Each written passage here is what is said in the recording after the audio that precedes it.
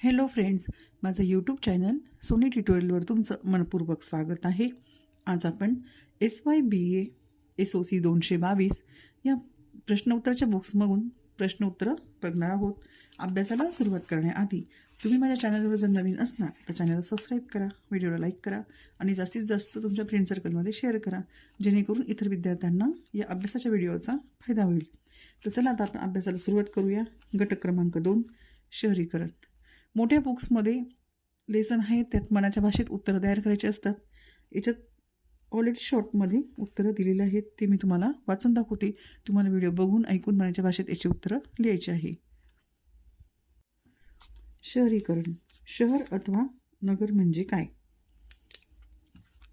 उत्तर आहे लोकांनी गजबजलेले ठिकाण. बसगाड्यांची, मोटारींची मोठ्या रस्त्यावरून ये जा, दाट लोकवस्ती, झोपडपट्ट्यांचे साम्राज्य, त्याचबरोबर भव्य दिव्य मोठमोठ्या इमारती, कारखाने, व्यापारी, बाजारपेठा, बँका अशी गती असलेले जीवनमान म्हणजे शहर किंवा नगर होय. परंतु कोणत्या ठिकाणात शहर म्हणावे हे केंद्रशासित तसेच भारतीय जनगणना कमिशनर विभाग यांनी काही निकष ठरवून दिले आहेत. ते असे: वैधानिक शहरे, ज्या ठिकाणी महानगरपालिका, नगरपालिका, कॅन्टोन्मेंट बोर्ड किंवा नगर परिषद इत्यादी आहेत असा भाग. 2. जनगणना शहरे, किमान लोकसंख्या 5,000 आहे, जिथे बिगर शेती व्यवसायात 75% पुरुष आहेत. लोकसंख्येची घनता दर चौरस मीटरला 400 आहे. याशिवाय नव्याने विकसित झालेले औद्योगिक क्षेत्र, रेल्वे वसाहती प्रकल्पामुळे निर्माण झालेल्या वसाहती, महत्त्वाची पर्यटन केंद्रे इत्यादी. त्यामुळे वरील निकषावरून आपणास 2 प्रकारची शहरे दृष्टीस पडतात: वैधानिक शहरे व जनगणना किंवा नगरपालिका नसलेले शहर. भारतात 1991च्या जनगणनेनुसार 4689 शहरे आहे, त्यातील 2996 वैधानिक, 1693 ही नगरपालिका नसलेली शहरे आहेत. तर महाराष्ट्रात 246 वैधानिक व 90 नगरपालिका नसलेली शहरे आहेत. 3. शहर समूह. यात एक प्रमुख शहर व त्या शहरालगतचा भाग अथवा खेडे किंवा लहान शहर याचा समावेश असतो. 1991च्या जनगणनेनुसार भारतात 381 तर महाराष्ट्रात 18 शहर समूह आहेत. प्रश्न क्रमांक 2. तुम्हाला हा व्हिडिओ बघून ऐकून लक्षात ठेवायची उत्तरं. व्हिडिओ मोठा होईल प्रश्नोत्तरांचा, तर तुम्हाला सगळं प्रश्नोत्तर बघायचे आहे आणि मुद्देसूद मांडणी करायची आहे, लक्षात ठेवायचं आहे. त्याच्यानुसार तुम्हाला मुद्द्यांच्या आधारे आपल्या मनाच्या भाषेत उत्तरं लिहायची आहेत. तर नागरीकरणाच्या प्रक्रियेतून होणारे बदल थोडक्यात स्पष्ट करा. तर नागरीकरणामुळे होणारे परिवर्तन हे 2 प्रकारचे असते: स्थळ परिवर्तन, सामाजिक परिवर्तन. घरच्या रचना, इमारतीचे प्रकार, रस्ते, उद्याने. पाणी, गटारी, वीज या पूरक साधनांच्या स्वरूपात स्थळाचे पूर्वीचे रूप पालटून त्यात आधुनिकता येते. स्थळ परिवर्तनाचा हा बाह्य परिणाम समाजाच्या आंतरिक स्वरूपाशी निगडीत असतो. सामाजिक परिवर्तनात माणसामधील कौटुंबिक, सामाजिक, राजकीय संबंधामध्ये परिवर्तन घडून येते. साक्षरतेचे प्रमाण वाढते.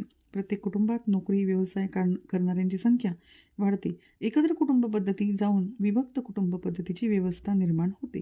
आधुनिक बाजारपेठा, चित्रपटगृहे, क्रीडांगणे, उपहारगृहे, उद्याने, वाचनालये, इस्पितळे, शहर वाहतूक व इत्यादी सुविधांची उपलब्धी झाल्यामुळे राहणीमानात बदल घडून येतो.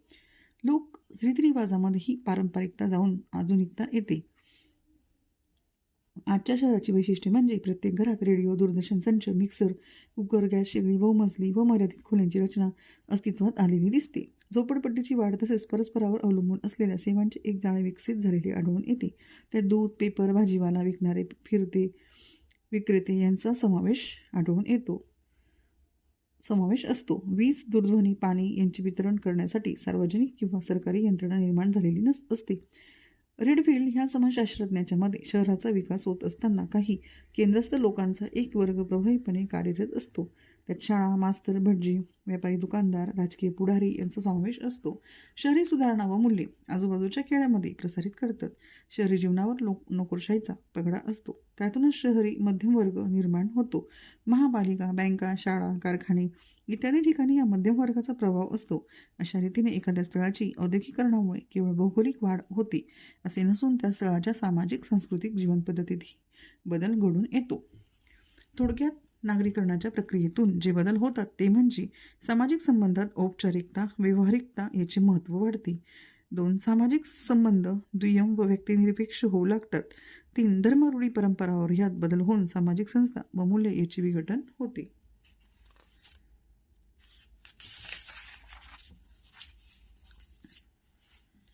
जीवनाचा कल रोकड पैसे मिळवण्याकडे वाढू लागतो. चैनीच्या व भोगविलासाच्या गरजा वाढत जातात. प्रश्न आहे 3रा, सामाजिक वैशिष्ट्याच्या प्रणालीवरून आपणास शहरीकरणात कोणत्या प्रक्रिया आढळतात? तर सामाजिक वैशिष्ट्याच्या प्रणालीवरून शहरीकरणाच्या 3 प्रकारच्या प्रक्रिया आढळतात. व्यावसायिक भेद व दर्जा, जाती भिन्नता आणि स्थलांतरितेचा भेद, जीवनशैलीतील बदल. व्यावसायिक भेद व दर्जा. ग्रामीण समाजात व्यावसायिक भेद हे स्त्री पुरुषांच्या कामाच्या वाटणीवरून किंवा वंशपरंपरेने व सामाजिक संकेतानुसार सामाजिक दर्जा ठरत असते, तर शहरी समुदायात व्यक्तीने आत्मसात केलेल्या शैक्षणिक व तांत्रिक कौशल्यानुसार त्याचा दर्जा ठरत असते. वंश, जात, धर्म यांना महत्त्व मिळणे कमी झाले, त्यामुळे कोणताही व्यवसाय कुठल्याही जाती धर्माच्या व्यक्तीला करता येतो. 2.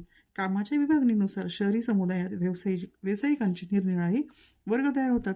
त्याला सायटोसिस असे म्हणतात. व्यावसायिकांचे सामाजिक स्थान व दर्जा याचे संकेत तयार होऊ लागतात. उदाहरणार्थ डॉक्टरांचे देता येईल. त्यांच्यामध्येही ॲलोपॅथी, आयुर्वेद, होमिओपॅथी अशी वर्गवारी होती. 3. औद्योगिक समाजामध्येही व्यक्तीच्या वेगवेगळ्या भूमिका असतात. उदाहरणार्थ कारखान्यात काम करणारी व्यक्ती तो गायकही असू शकतो, घरी तो बाप असतो, तो कुटुंब प्रमुखही असू शकतो. त्याच्या एक भूमिकेशी दुसऱ्या भूमिकेचा काहीही संबंध नसतो. पुढचं आहे 4. औद्योगिक शहरी कामगारांचा एकता गट आपली सामुदायिक गरज म्हणून आपल्या गटापुरता जीवनादर्श मूल्ये संकेत ठरवित असतो. त्यातून हा गट सामाजिकदृष्ट्या परस्परांशी बांधला जातो. उदाहरणार्थ कोकणातून आलेल्या गिरणी कामगारांची लालबाग, मुंबई येथे एक उपसंस्कृती तयार झालेली आहे. जाती भिन्नता व स्थलांतराचा भेद. नागरीकरणाच्या प्रथमावस्थेत जात धर्माचा फाटा आढळून येतो, परंतु शहराच्या वेशीलगत राहणाऱ्या शिक्षक, भटजी, दुकानदार इत्यादी वर्ग शहरात समाविष्ट होतो. हळूहळू त्यांची पोट संस्कृती उदयास येते. उच्चभ्रू, मध्यम व कनिष्ठ असे वर्ग तयार होतात. भांडवलशाही समाजरचनेतून ह्या पोट संस्कृतीचा जन्म झालेला असतो. त्यामुळे त्यांचे मूल्यादर्श, सुखाच्या कल्पना, अभिरुची, कौटुंबिक सामाजिक संबंध, संस्थात्मक जीवन ह्या सर्वांवर शहरीकरणाचा छाप असते. छोट्या शहराकडून महानगराकडे जसजशी वाढ होत जाते तसतशी पोट संस्कृती अधिक बळकट होते व त्यातून एका विषमतामूलक वैविध्यपूर्ण नागरी संस्कृती आकाराला येते. तिची वैशिष्ट्ये अशी: पोशाखातील वैविध्य, फॅशनची वेळ. 2. आहे व्यवसाय निवडीचे स्वातंत्र्य आणि 3. आहे व्यवसाय निवडीचे स्वातंत्र्य असले तरी मेहतर सलून हे त्याच जातीचे लोक करतात. पुढचं आहे बंगलो, फ्लॅट्स, गृहनिर्माण संस्था, चाळी इत्यादी ठिकाणी राहण्यासाठी त्या वर्गवारीनुसार ठरविली जातात. जीवनशैली. शहरी संस्कृतीमुळे सांस्कृतिक परिवर्तन होते. भाषा मिश्रण. एखाद्या विशिष्ट भागात विशिष्ट शब्द वापरून बोलणे. उदाहरणार्थ मुंबईतील बंबई ह्या हिंदी प्रतिष्ठेच्या बदललेल्या कल्पना. इंग्रजी शाळेतच मुलांना टाकण्याचा अट्टास, विलायती पोशाख वापरणे, चंगळवाद इत्यादी बदललेली नीतिकल्पना, विपरीत वर्तन हीच जीवनधारणा असणे. भ्रष्टाचार अयोग्य न मानणे, माणसाला केवळ क्रय मूल्यांचे स्थान देणे, दैववाद व भोगवाद असा अंतर्भेद करणे, राहत्या जागेच्या टंचाईमुळे कुटुंबाचे विघटन, हिंसेमुळे नीतिधर्मात बदल झालेले आढळतात. प्रश्न 4. स्थलांतराचे 2 प्रमुख घटक सिद्धांत कोणते? स्थलांतराचे 2 प्रमुख घटक म्हणजे अपसरण ढकलल्या सिद्धांत, आकर्षण ओढल्या सिद्धांत. अपसरण सिद्धांत मूळ वास्तव्य ठिकाणाहून दुसऱ्या शहरात जाण्यास उद्युक्त करणाऱ्या प्रक्रियेस अपसरण सिद्धांत म्हणतात. उदाहरणार्थ ग्रामीण भागातील बलुतेदारी पद्धती मोडकळीस आल्याने बरेचसे ग्रामोद्योग बंद पडले. त्यामुळे लोक नवा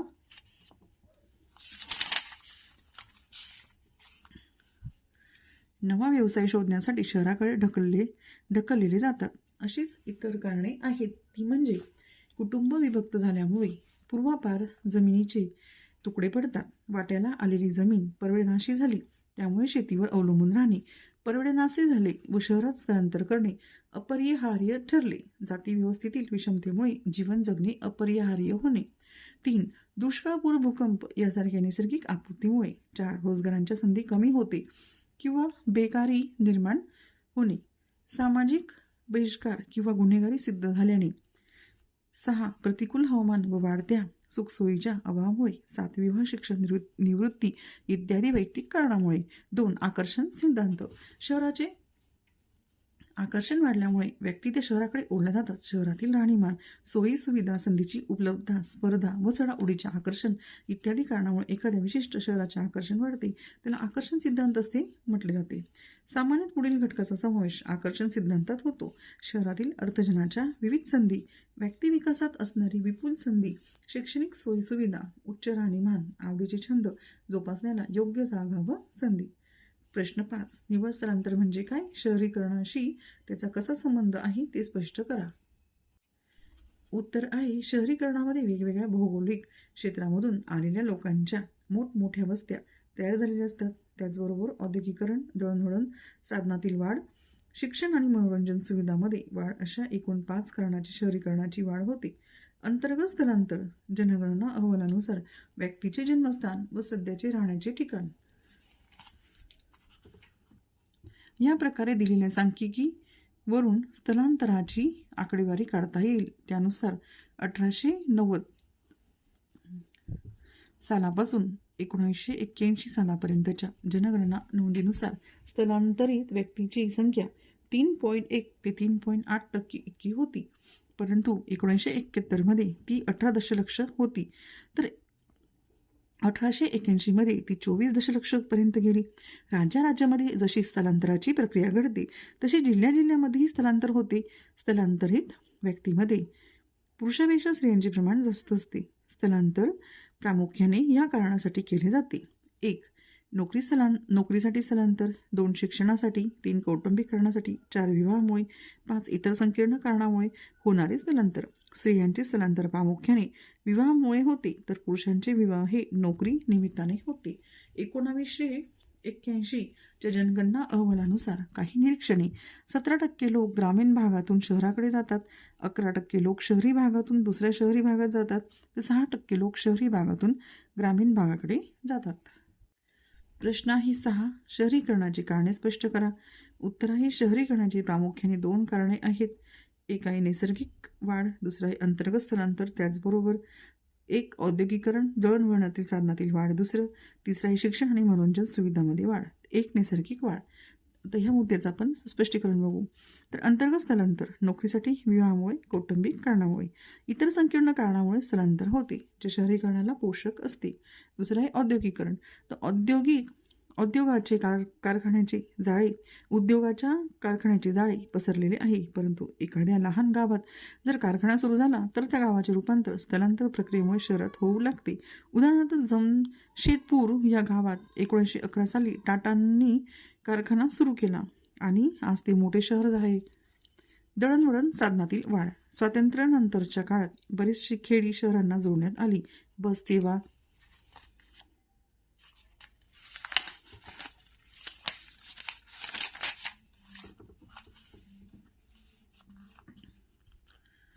लोहमार्ग, विमानसेवा इत्यादी मार्गांनी दळणवळण सोपे झाले.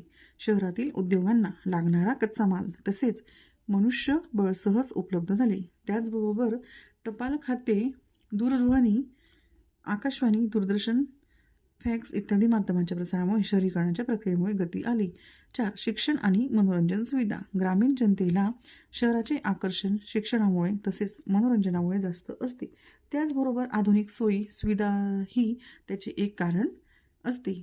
आजची विद्यापीठे ही मोठमोठ्या शहरामध्ये वसली आहेत. मनोरंजनाची मुख्य केंद्रे मुंबई, मद्रास या ठिकाणी आढळतात. त्यामुळे शहरीकरण प्रक्रियेस गती प्राप्त झाली.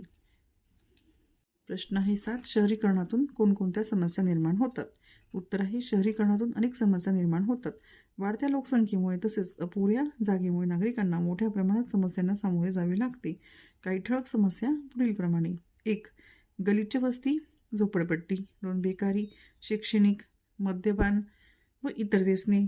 5. गुन्हेगारी, बाल व प्रौढ, वेश्या व्यवसाय, भ्रष्टाचार, लाचलुचपत, फसवणूक, विभक्त कुटुंबे, दूषित हवा व पाणी, प्रदूषण, अनारोग्य, सांडपाण्याची विल्हेवाट, भिक्षा वृत्ती, अपघात व वाहतूक, अनैतिकता, कामगार व मालक झगडे, अपुरी जागा, मानसिक दडपण या समस्या एकमेकाशी निगडीत असतात.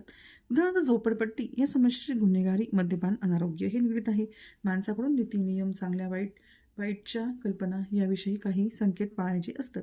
तरी जेव्हा ह्या नीती नियमाच्या चौकटी सेल होतात व माणसाचे वर्तन त्या नियमानुसार होत नाही, त्यावेळेस होणारे वर्तन विपथगमनात्मक वर्तन असते. विपथगमन हे जाणीवपूर्वक करण्यात आलेल्या प्रमाणाचे उल्लंघन होय. प्रश्न आहे 8वा. विपथगमनातून होणाऱ्या वर्तनामुळे विविध समस्या निर्माण होतात. त्या कोणत्या? त्याचे थोडक्यात विवेचन करा. उत्तर आहे विपथगमनातून निर्माण होणाऱ्या समस्या म्हणजे गलिच्छ वस्ती व झोपडपट्टीची समस्या, बेकारी व अपूर्ण रोजगार. 1. गलिच्छ वस्ती व झोपडपट्टीची समस्या. प्रामुख्याने राहत्या जागेची टंचाई निर्माण झाल्यामुळे झोपडपट्ट्यांची वाढ झपाट्याने होती. शहरात बेकारी, दुष्काळ, नैसर्गिक आपत्तीमुळे स्थलांतरित झालेली माणसे सुरुवातीला रेल्वेच्या रुळाजवळ, गटारी किनारी, फुटपाथवर मिळेल त्या ठिकाणी झोपडी करून राहतात. 2 वेळचे पोटापुरते जेमतेम अन्न मिळवतात, त्यामुळे त्यांच्या मागून येणाऱ्या सुद्धा अशाच प्रकारे झोपड्या करून राहतात. अशा वस्त्यांमध्ये पाणी, वीज, शौचालय अशा सुविधा नसतात. ते मिळवण्यासाठी माणसे गैरमार्गाचा अवलंब करतात. त्यातूनच दादागिरी, गुंडगिरी वाढते. भांडणे, मारामाऱ्या, टोळी युद्धे याचा सुळसुळाट होतो. अपुरा प्रकाश, सांडपाणी वाहून नेण्यासाठी गटारीचा अभाव, शौचालयाचा अभाव असल्याने उघड्या जागेचा वापर, त्यामुळे दुर्गंधी, उंदरे, घुशी, डासांचा प्रभाव, कुचक्या सडक्या अन्नाचा वापर यामुळे तेथील लोकांचे आरोग्य कमालीचे बिघडलेले असते. दारिद्र्य, उपासमार आणि रुग्णता यांनी बेजार झालेली माणसे व्यसनाधीन होतात. अफू, गांजा, दारू, चरस इत्यादीच्या आहारही जातात. चोऱ्या वाढतात, वेश्या व्यवसाय वाढतो, खून, मारामाऱ्या ह्या रोजच्या जीवनाचा भागच झालेला असतो. बेकारी व अपूर्ण रोजगार. G.R. मदन यांनी बेकारीची व्याख्या अशा प्रकारे केली आहे. काम करण्याची इच्छा असूनही कार्यप्रवण वयात वर्किंग एज जर चालू वेतन स्तरावर काम मिळू शकत नसेल तर अशा देशात बेकारीचे अस्तित्व आहे असे समजावे.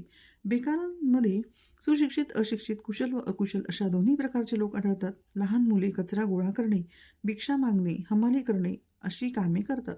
बालकामगाराचे प्रमाण शहरात अधिक असते. शहरात घटस्फोटाचे प्रमाण वाढलेले आढळते. कुटुंब संस्थेचे विघटन अटळ असते. अशा प्रकारे विपथगमनातून अनेक समस्या निर्माण होतात.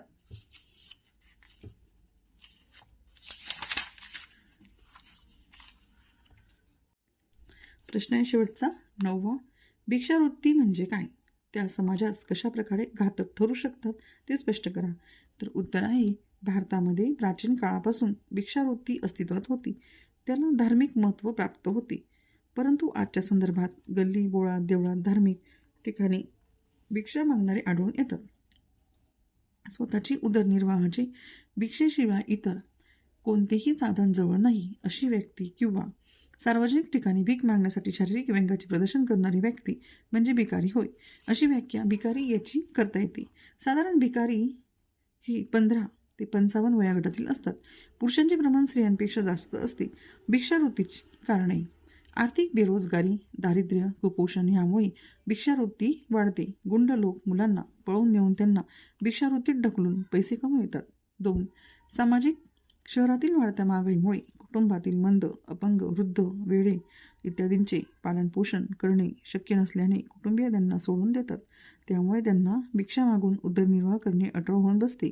यात कुटुंब विघटनामुळे वेगळ्या झालेल्या व्यक्तीचाही समावेश असतो. उदाहरणार्थ अनाथ, विधवा, विधुर इत्यादी. 3 आहे जैविक: शारीरिक व मानसिक दोष अथवा वृद्धत्व असलेल्या व्यक्ती, उदाहरणार्थ कुष्ठरोगी. 4. धार्मिक: साधू, फकीर, बैरागी, गोसावी इत्यादी व्यक्ती. 5. नैसर्गिक आपत्ती: दुष्काळ, भूकंप, महापूर यामुळे बेघर झालेल्या व्यक्ती. भारतीय घटनेनुसार भीक मागणे हा गुन्हा ठरविला गेला आहे, परंतु त्याला आळा घालण्यासाठी संजय निराधार योजना, बालसंगोपनगृही, कुष्ठरोगी पुनर्वसन, वृद्धाश्रम इत्यादी उपाय शासनाने अंमलात आणलेले आढळतात. इथे आपलं उत्तर संपत आहे. तर अशा प्रकारे आपल्या दुसऱ्या लेसनचे 9पर्यंत प्रश्नोत्तर होते, ते संपलेले आहेत. तर आता आपण पुन्हा पुढच्या व्हिडिओमध्ये एका नवीन लेसनसोबत भेटू. तर तोपर्यंत तुम्ही व्हिडिओमधून ऐकून बघून अभ्यास करीत राहा आणि पेपर मनाच्या भाषेत पूर्ण लिहा. तुम्हाला काही प्रॉब्लेम वाटल्यास तुम्ही कमेंट बॉक्समध्ये प्रश्न विचारू शकता. व्हिडिओवर चॅनलवर जर नवीन असणार तर चॅनलला सबस्क्राईब करा, व्हिडिओला लाईक करा आणि जास्तीत जास्त गरजू विद्यार्थ्यांपर्यंत व्हिडिओ शेअर करा. तर पुन्हा भेटू एका नवीन व्हिडिओमध्ये.